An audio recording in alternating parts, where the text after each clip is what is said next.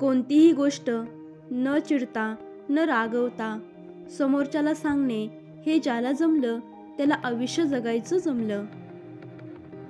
कारण समोरच्यावर चिडणं खूप सोपं आहे, पण त्याला न दुखवता त्याला ती गोष्ट सांगणं खूप अवघड आहे. निसर्गाचा नियमच आहे की एका जागी दुसरी गोष्ट आली की पहिली निघून जाते. जसे पाणी आले की धूळ किंवा घाण निघून जाते, हवा आली की उष्णता निघून जाते, प्रकाश आला की अंधार निघून जातो. तसे आपल्याला चांगले विचार आले की वाईट विचार आपोआप निघून जातात. जीवनात जर शांतता हवी असेल तर दुसऱ्याशी वाद घालण्यापेक्षा स्वतःला बदलून घ्या.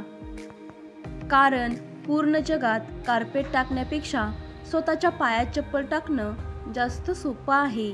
आयुष्याच्या रस्त्यावर चालताना पडलंच पाहिजे, तेव्हाच तर कळतं कोण हसतंय आणि कोण दुर्लक्ष करतंय आणि कोण सावरायला येतंय. कधी कधी शांतच राहणे खूप गरजेचे असते. आयुष्याकडे सगळ्याच प्रश्नाची उत्तरे मागायची नसतात. कारण ओंजळीत पाणी तर पकडू शकतो, पण टिकून नाही ठेवू शकत. आवश्यकतेपेक्षा जास्त मिळतं त्याला म्हणतात नशीब. सर्व काही असूनही रडवतं त्याला म्हणतात दुर्दैव.